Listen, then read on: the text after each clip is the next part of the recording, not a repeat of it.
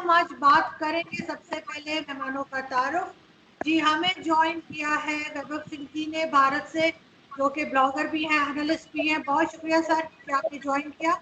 और पाकिस्तान से हमारे साथ हैं प्रोफेसर ताहिर मलिक साहब, जो कि सीनियर एनालिस्ट भी हैं, टीचर भी हैं, पढ़ाते भी हैं। बहुत शुक्रिया सर कि आप आए शो में। सबसे पहले वैभव सिंह जी आपकी तरफ चलती हूँ। क्या प्रॉब्लम क्या हुई है आपके, जो डिप्लोमेट्स ने कहा है, आपकी एम्बेसी से कहा गया है कि जी कोई बाइक पीछे लगी थी, थोड़ा सा बताएंगे हमें। देखें, ये इंडिया पाकिस्तान की जो डिप्लोमेसी है उसमें ये चीज कोई पहली बार नहीं हुई है। हम इस तरह के इंसिडेंट्स पहले भी देख चुके हैं और सिर्फ इसकी भी अपनी एक पूरी हिस्ट्री है। जैसे हमने जब लास्ट टाइम आपके साथ जब बातचीत करी थी तो उसमें भी मैंने आपको ये चीज कही थी कि किस तरह से वाजपेयी जी के टाइम पे, जो कि एक बहुत अच्छा टाइम माना जाता है पोस्ट कारगिल, जब मुशर्रफ साहब ने वहां पे जब टेक ओवर कर लिया था, उसके बाद भी काफी ज्यादा आना जाना शुरू हुआ था, पीपल टू पीपल कांटेक्ट भी काफी बढ़ा था।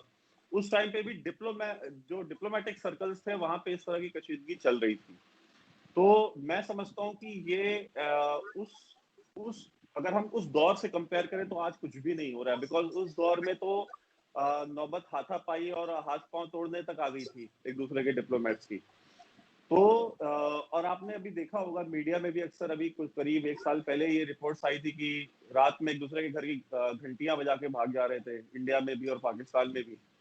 तो ये सारी चीजें चलती हैं। और ये जो पर्टिकुलर इंसिडेंट की आप बात कर रही हैं, ये डिप्लोमेट्स की कार को चेज करना और इस तरह का जो हैरेसमेंट है, ये भी कोई पहली बार नहीं है, ये भी हमेशा होता रहा है।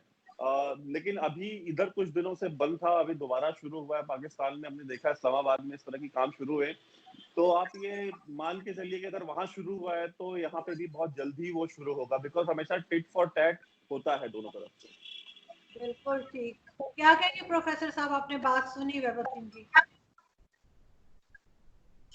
मैं इनसे बिल्कुल एग्री करता हूँ कि ये एक हिस्ट्री रही है, और ना सिर्फ इंडिया पाकिस्तान की हिस्ट्री रही है। तो जो मुल्क, आप अमेरिका और रूस को देख लें, जो सोवियत यूनियन डिसइंटीग्रेशन से पहले, और जर्मनी का इस तरह हमसायों से फर्स्ट वर्ल्ड वॉर में, जापान का, तो मेरी राय ये है कि इस कल्चर से निकलने की जरूरत है और रेस्ट्रेंट शो कर रहे हैं।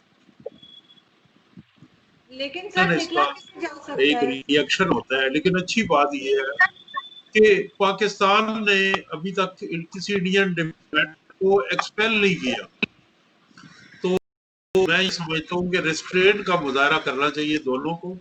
और आज आपके प्रोग्राम के तवसत से भी ये कहूंगा कि हमें जो सिमिलैरिटीज हैं और ताल्लुकात संबंध बेहतर करने की जरूरत है, और उसके लिए दोनों तरफ से आवाजें आनी चाहिए। मीडिया का भी अहम किरदार है, और इस तरह की जो चीजें ने इग्नोर करनी चाहिए। देखिए, जब कॉन्फ्लिक्ट खत्म हो जाते हैं, जर्मनी और फ्रांस के माबैन कई सौ साल कॉन्फ्लिक्ट रहा, रूस और अमेरिका के दरमियान, वो लोग जो इस अमल का हिस्सा बनते हैं और वो सारी कुव्वतें जो नफरत उभारती हैं, वो बड़ा शर्मिंदा होती हैं और वो अपने पास पे बड़ा शर्मिंदा होती हैं, रिपेंट करती है, गिल्ट करती है। तो इंडिया और पाकिस्तान को मेरे ख्याल से जो इस वक्त चैलेंजेस है, उनकी दोनों स्टेट्स को उसके खिलाफ जंग करनी चाहिए, ना कि इस तरह की बचकाना हरकत करनी चाहिए।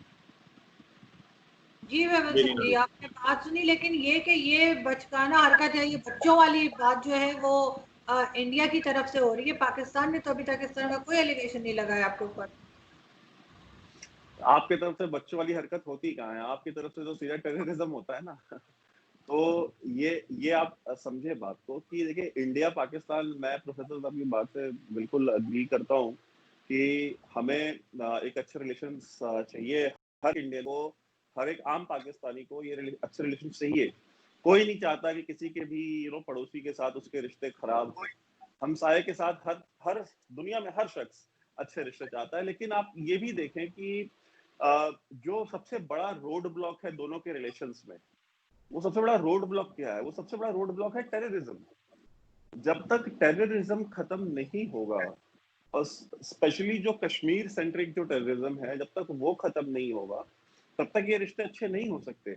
हम चाहे जितनी अच्छी बातें कर ले, आप चाहे जितनी अच्छी बातें कर ले, अमन की बातें कर ले, मुशायरे कर ले, डायलॉग्स कर ले, थिंक टैंक्स बिठा ले, डिस्कशंस कर ले, जो भी डाइनिंग वाइनिंग सेशंस आपको इंडिया में करने हो, यूरोप में करने हो, अमेरिका में करने हो, जहां करने हो कर ले, कुछ नहीं निकलेगा उससे। क्योंकि जब तक टेररिज्म जो है, बिकॉज देखिए टेररिज्म एक ऐसी चीज है जिसमें हिंदुस्तान ने हजारों की तादाद में जाने दी है, और ये कोई नहीं चल रही है पिछले 30-35 साल से, तो बहुत शदीद जो है तरीके से ये चल रही है। करीब 75 से 80 हजार इंडियंस जो है वो शहीद हो चुके हैं टेररिज्म में। तो आप ये समझिए कि इंडिया में सेंसिटिविटी कितनी ज्यादा होगी। आपके यहाँ पे टेररिज्म टीटीपी ने की, आपके यहाँ से मेरे ख्याल से मुश्किल से 2-3 साल 4 साल टीटीपी की दहशतगर्दी चली, और आपकी आर्मी ने ज़रबे अज़, राहे रास्त और रद्दुल फसाद और पता नहीं कौन कौन से दुनिया भर के ऑपरेशंस किए। आखिर आप लोग भी जब उस चीज से बिल्कुल तंग आ गए, तब आपने किया ना, आपने मिलिट्री कोर्ट्स बनाए। इंडिया में कभी आज तक मिलिट्री कोर्ट्स नहीं बने हैं, आपने मिलिट्री कोर्ट्स बना दिए, मिलिट्री कोर्ट्स में ट्रायल हुए, कौन कन्विक्ट था नहीं था, आपने सबको टांग दिया एक लाइन से। तो आप, लेकिन आपकी आवाम जाके खड़ी हुई फौज के साथ, क्यों खड़ी हुई? क्योंकि आपको ये कि भाई हमने सफर किया है टीटीपी के हाथों, टेररिज्म हमने जो है 3-4 साल बहुत ज्यादा सफर किया है। पेशावर में बम फट रहे हैं, मर्दान में बम फट रहे हैं, वजीरिस्तान में बम फट रहे हैं, हम इसको और बर्दाश्त नहीं करेंगे। तो आपने 5-7 साल की दहशतगर्दी में आप इस नहज पे आ गए। इंडिया 35 साल से उस दहशतगर्दी का शिकार है। तो आप कैसे ये एक्सपेक्ट करते हैं कि इंडिया जो है वो इन चीजों को बैक बर्नर पे रख दे, टेररिज्म को, और आगे बढ़ करके उस एक पीस इनिशिएटिव ले ले? इंडिया ने एक ही डिमांड करी हमेशा कि जो टेररिस्ट हैं, चाहे वो 9/11 26/11 के जो हैं, वो 26/11 के जो टेररिस्ट हैं, आप उनको कन्विक्ट कराइए। अब बताइए वो लखवी है, अब वो आपने मतलब ये उसको कन्विक्ट कराना तो दूर की चीज है, वो जेल में था, जेल में रह के वो बाप बन गया। अब मुझे बताइए, अगर आप इस तरह से लोगों को जेलों में रख रहे हैं और वो जेलों में रह करके बच्चे पैदा कर रहे हैं, तो आपकी जो जुडिशियल सिस्टम है, आपकी जो पुलिसिंग का सिस्टम है, इसके ऊपर कौन ट्रस्ट करेगा? ये ट्रस्ट डेफिसिट अगर इंडिया में है तो क्या वो जस्टिफाइड नहीं? इस तरह की जब इंसिडेंट्स होती हैं, तो टेररिज्म सबसे बड़ा रोड ब्लॉक है। जब तक आप टेररिज्म नहीं कंटेन करेंगे, ये चीजें नहीं बढ़ेंगी आगे। जी प्रोफेसर साहब, आप रिप्लाई करेंगे? जी, मैं ये कहूंगा कि ये जो कह रहे हैं, देखिए इंडिया का ये है कि वो दूसरे साइड का मौकफ सुनने के बजाय ये कह रहे हैं कि जो कश्मीर में आपने गवर्नर रूल इम्पोज किया है, जो वहाँ आर्टिकल 370 है, जो ह्यूमन राइट वायलेशन है, जो पाकिस्तान टेररिज्म का शिकार रहा है, वहाँ हमारे यहाँ गैर रियासती इंसान, ना सिर्फ हमारे नॉन स्टेट एक्टर हमारी आर्मी को, स्टेट को चैलेंज कर रहे थे, लेकिन कश्मीर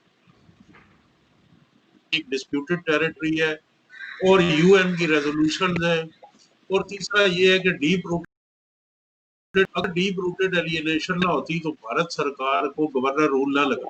90s में जो पहला गवर्नर रूल लगा, उस वक्त के गवर्नर साहब की किताब पढ़ ली है, वो तो पाकिस्तानी नहीं थे ना, जागमान।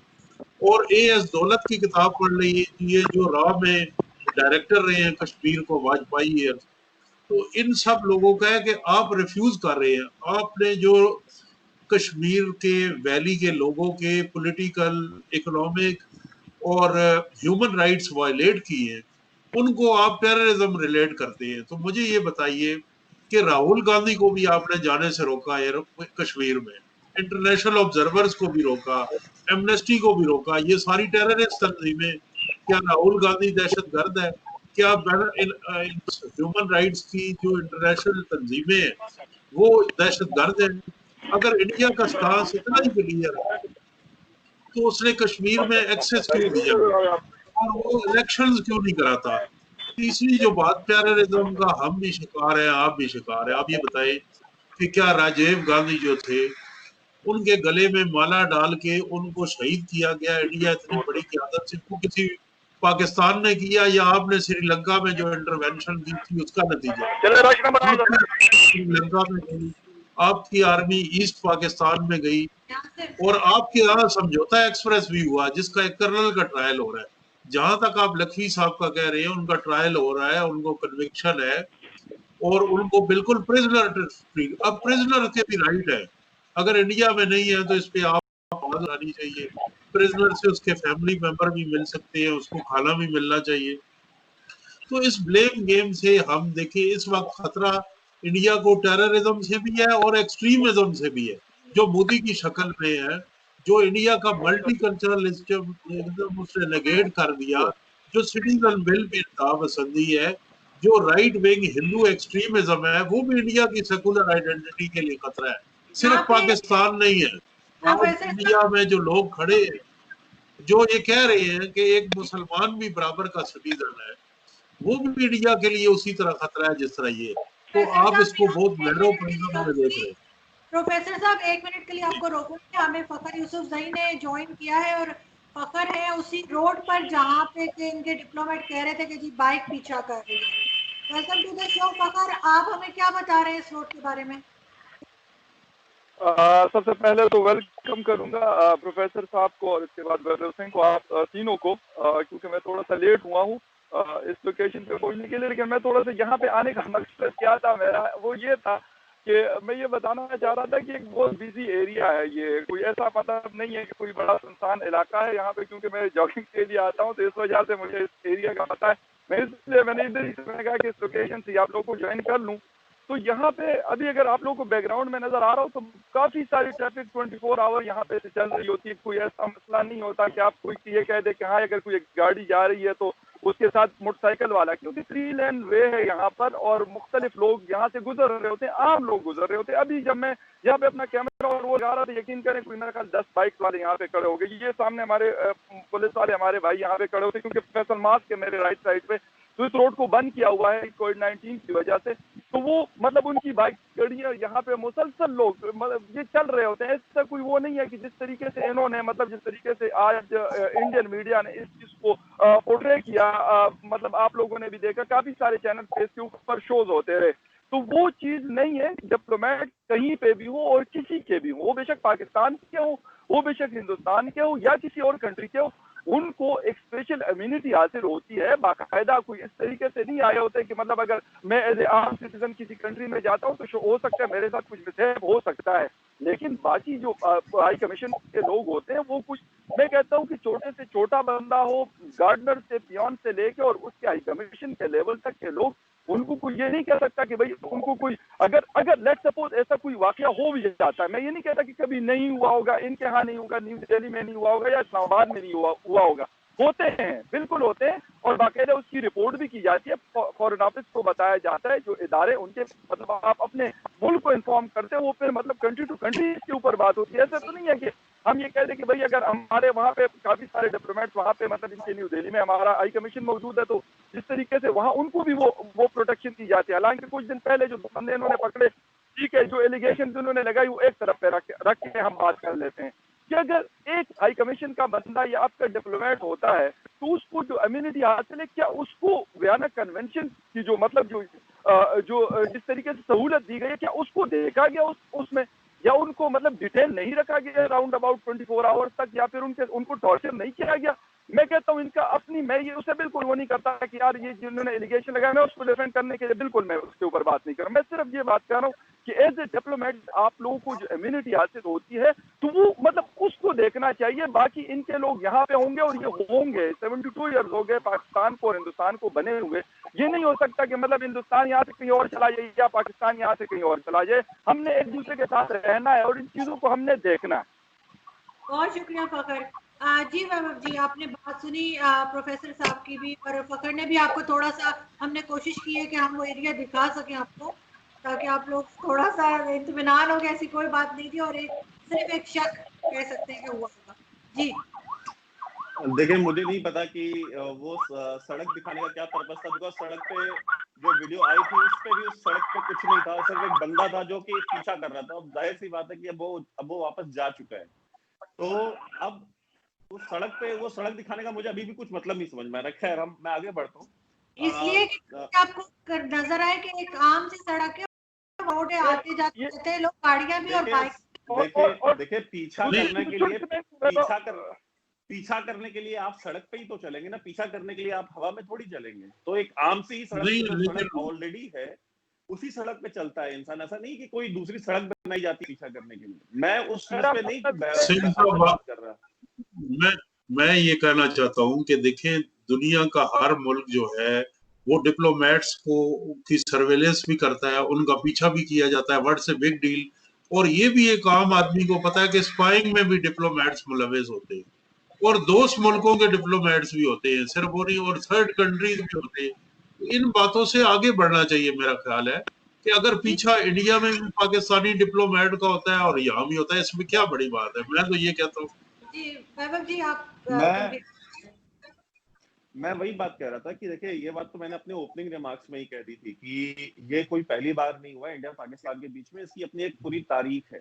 और ये मतलब ये तारीख 70 सालों पे मुश्तमिल है। तो और इसमें बहुत से, ये तो कुछ भी नहीं है, इससे भी बड़े बड़े वाकयात डिप्लोमेट्स के साथ हुए हैं।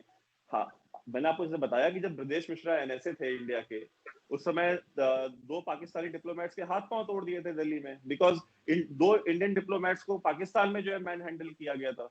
तो जब आप इस तरह की जो चीजें ये होती रही है इंडिया पाकिस्तान के बीच में, कोई बड़ी चीज, मैं नहीं मानता कि कोई नई चीज है। इंडियन मीडिया क्या करता है क्या नहीं करता है, अब मैं कोई इंडियन मीडिया का तो रिप्रेजेंटेटिव नहीं हूं, ना ही मैं उनके लिए सफाई यहाँ दूंगा बैठ के, ठीक है। बिल्कुल और सही कह रहे हैं। और दूसरी चीज ये है कि देखिए, जहां तक बात है कि देखिए पाकिस्तानी डिप्लोमेट्स का एक हिस्ट्री है अपनी। आप मुनीर अकरम से लेकर के आप बांग्लादेश चले जाएं, आप यूक्रेन चले जाएं, श्रीलंका चले जाएं, नेपाल चले जाएं।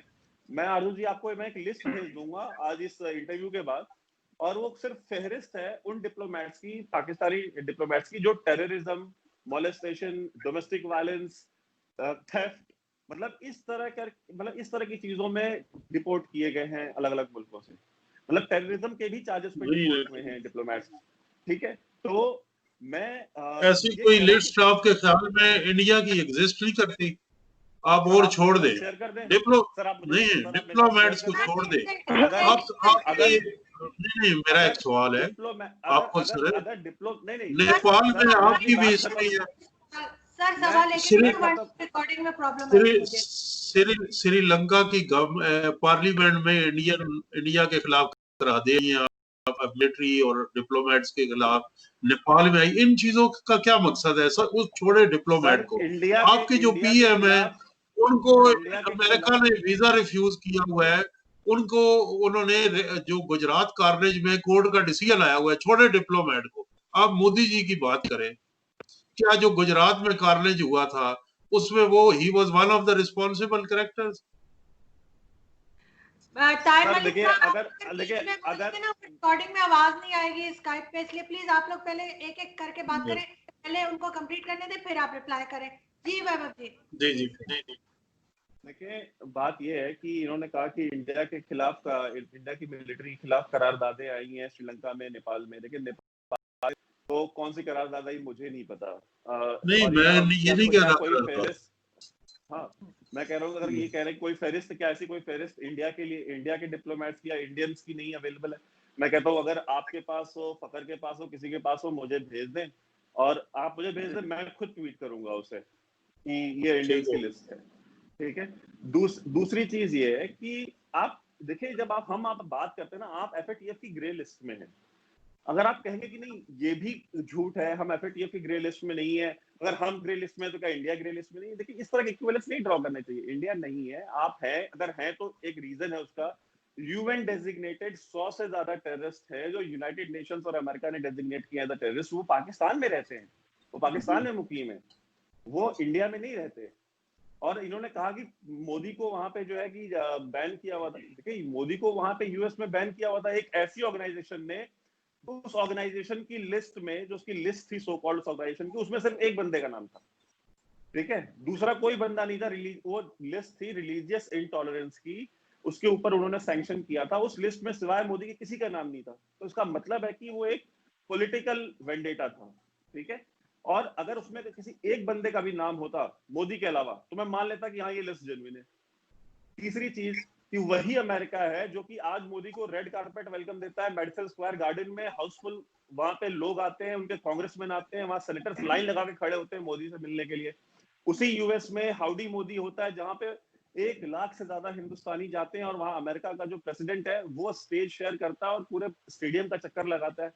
वही यूनाइटेड स्टेट्स है जिसके साथ इंडिया की जियोपॉलिटिकल और स्ट्रेटेजिक सबसे बड़ी पार्टनरशिप इंडो पैसिफिक में आज की डेट में चल रही है। तो सर देखिए, जब आप बात करते हैं पॉलिटिक्स को हम एक साइड रख देते हैं कि जो पॉलिटिकल चीजें थी और जो पॉलिटिक्स थी उसके पीछे 2002 की राइट्स के पीछे वो इंडिया में कोर्ट्स है। आपने कहा कि ये आपके यहाँ पाकिस्तान, देखिए पाकिस्तान का थोड़ी बहुत नॉलेज मुझे भी है, ज्यादा नहीं है, आपको शायद मुझसे ज्यादा होगी। पाकिस्तान का भी कानून ये नहीं कहता है कि अगर कोई कैदी है तो उसकी फैमिली आके जेल में उसके साथ रह सकती है, मिल सकती है। और किसी के मिल लेने से सर बच्चे नहीं पैदा हो जाते किसी के। अगर लखवी के बच्चे जेल में पैदा हुए हैं तो इसका मतलब है कि ये एक शैम है, ये एक शैम है जो क्रिएट किया गया था। और इसके ऊपर सर दुनिया भर के न्यूज़पेपर्स में पब्लिकेशंस में आर्टिकल्स पब्लिश्ड है सर, आप जाकर के उनको देख लें और उन पे तबसरा आप तब करें तो मैं आपकी बात मान लूंगा। जी फखर कुछ कहना चाह ये इन्होंने बिल्कुल, ये छोटी सी बात इनको ऐड करूंगा वैभव जी की बात में। उन्होंने कहा कि जेल में रहने के राइट्स नहीं है, तो मैं इनको बताता चलूं कि 2003 में खैबर पख्तूनख्वा में जमीयत उलमा इस्लाम फजल रहमान ग्रुप की हुकूमत थी और ये कानून उन्होंने पास करवाया हुआ है। खैबर पख्तूनख्वा पूरे में मौजूद है, क्योंकि शायद प्रोफेसर साहब जानते हो, मुझे बाकियों का नहीं पता, लेकिन इसके ऊपर मुझे बिल्कुल कंफर्म है कि खैबर पख्तूनख्वा की जितनी जेल्स है वहाँ पे फैमिली का जो सिस्टम है, फैमिली जाके उनको मिल सकती हैं, वहाँ पर बाकायदा उनके लिए इंतजाम है। ये अकरम खान दुरानी साहब उस वक्त के सीएम थे, तो ये चीजें हैं वहाँ पर, ये फैसिलिटी बिल्कुल है वहाँ पर जिन्होंने बात की लखवी साहब के हवाले से। जी सर मिलने से बच्चे पैदा हो जाते हैं क्या सर फकर भाई? ये मैं आपको कह रहा हूँ, एज ए फैमिली वो लोग वहाँ रह सकते हैं जिस तरह वो लोग अपने घर में रहते हैं। उनको बाकायदा टाइम दिया जाता है हफ्ता 10 दिन रहने का। ये मतलब ये फैसिलिटी पहले नहीं थी, 2003-4 से पहले नहीं थी। आफ्टर 2003 एंड 4 ये चीज शुरू हुई है और ये है अभी अवेलेबल है खैबर पख्तूनख्वा पूरे।